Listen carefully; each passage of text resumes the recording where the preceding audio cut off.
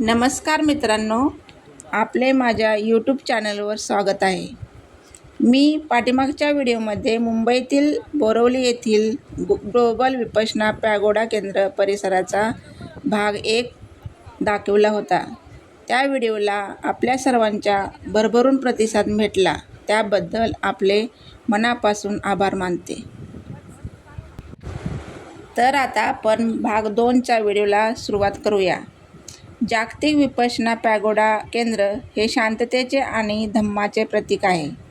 बुद्धांच्या शांती व एकात्मतेच्या संदेशाचे पालन करणाऱ्या लोकांनी दिलेल्या देणग्यांमधून स्तंभविरहित स्थापत्यशैलीचा वापर करून आणि मनाला मोहून टाकणारी मनोरम कलाकृतीचा वापर करून पॅगोडाची निर्मिती केली आहे. या पॅगोडाची उभारणी आचार्य सत्यनारायण गोयंकांच्या प्रेरणेने झाली. आता हे पहा, भले मोठे हिरवेगार गार्डन आहे. मनाला खूप शांतता वाटते. धम्मचक्र प्रवर्तन चक्र फिरताना आपल्याला दिसत आहे. सारनाथ हे बौद्ध धर्माचे एक पवित्र स्थान आहे, कारण बुद्धांनी बोधगया येथे ज्ञानप्राप्तीनंतर येथेच पहिला उपदेश दिला होता. धम्मचक्र प्रवर्तन म्हणजेच कायद्याचे चक्र फिरणे असे म्हटले जाते. प्रामुख्याने आपण पॅगोडाच्या परिसरात काय पाहतोय, तर तिथे स्वच्छता आहे, शांतता आहे आणि ध्यान केंद्र आहे. त्यामुळे तिथे विपश्यना चांगल्या प्रमाणात होते. माणसाचे मन शांत राहते. आता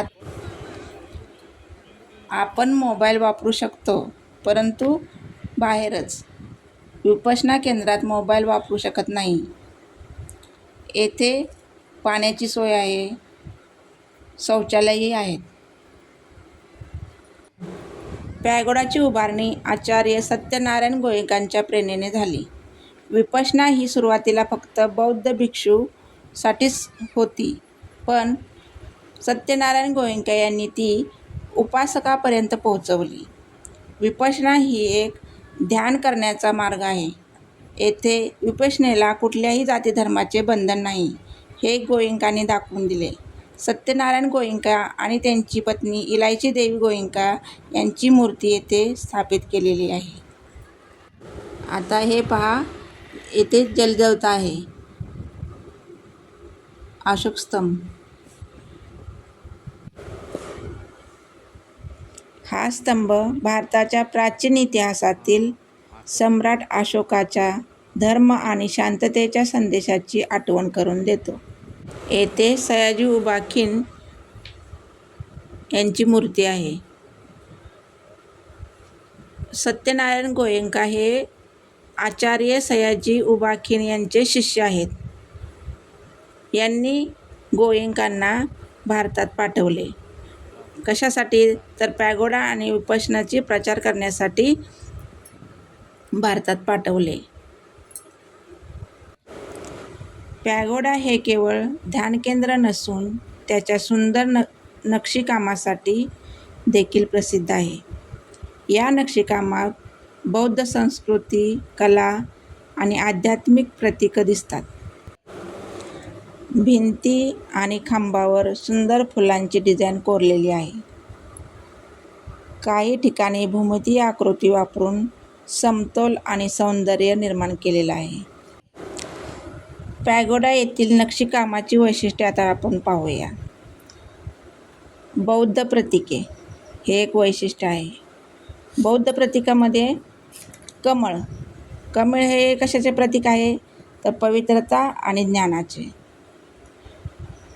पुढे धर्मचक्र कशाचे प्रतीक आहे, तर धर्माचा मार्ग आणि बुद्धांच्या शिकवणीचे प्रतीक आहे. सिंह, अशोक स्तंभावरील सिंह हे काय, तर शक्ती, धैर्य आणि सत्याचा प्रसार करण्यासाठी हे प्रतीक आहे. नक्षीकामात बौद्ध स्तूप आणि मंदिर शैलीचा प्रभाव दिसतो. सजावटीमध्ये साधेपणा आणि आध्यात्मिकता ठेवली आहे. पॅगोडाच्या मोठ्या घुमटामध्ये देखील सुंदर डिझाईन आणि नमुने दिसतात. हे ध्यान करताना शांत वातावरण निर्माण करण्यासाठी केलेले आहे. आता आपण विपश्यना केंद्रापाशी पोहोचलेलो आहोत. येथे लोकांना शांत वातावरणात बसून ध्यान करण्याची सुविधा दिली जाते. विपश्यना म्हणजे काय हे आपण पाहिलेच आहे, पण एकदा पुन्हा पाहू. विपश्यना ही प्राचीन ध्यान पद्धती आहे, जी सुमारे 2500 वर्षांपूर्वी गौतम बुद्धांनी शिकवली. या ध्यान पद्धतीत स्वतःच्या मन आणि शरीराचे निरीक्षण करून आत्मज्ञान मिळवणे हा मुख्य उद्देश असतो. पॅगोडाच्या घुमटाखाली मोठा ध्यान कक्ष आहे. हजारो लोक एकाच वेळी शांतपणे ध्यान करू शकतात. ध्यान करताना कोणताही आवाज किंवा व्यत्यय नसावा यासाठी विशेष रचना केली आहे. येथे विपश्यना ध्यान शिकण्यासाठी विशेष कोर्स आणि मार्गदर्शन दिले जाते. ही पहा बुद्धांची मूर्ती. ही शांतता, ज्ञान आणि ज्ञानाचे प्रतीक असून ती भगवान बुद्धांच्या शिकवणीची आठवण करून देते. ही मूर्ती गौतम बुद्धांच्या स्मरणार्थ ठेवलेली आहे. मूर्तीमध्ये बुद्ध ध्यानाच्या अवस्थेत बसलेले दिसतात. मूर्तीचा चेहरा शांत आणि प्रसन्न आहे, ज्यामुळे ध्यानासाठी शांत वातावरण तयार होते.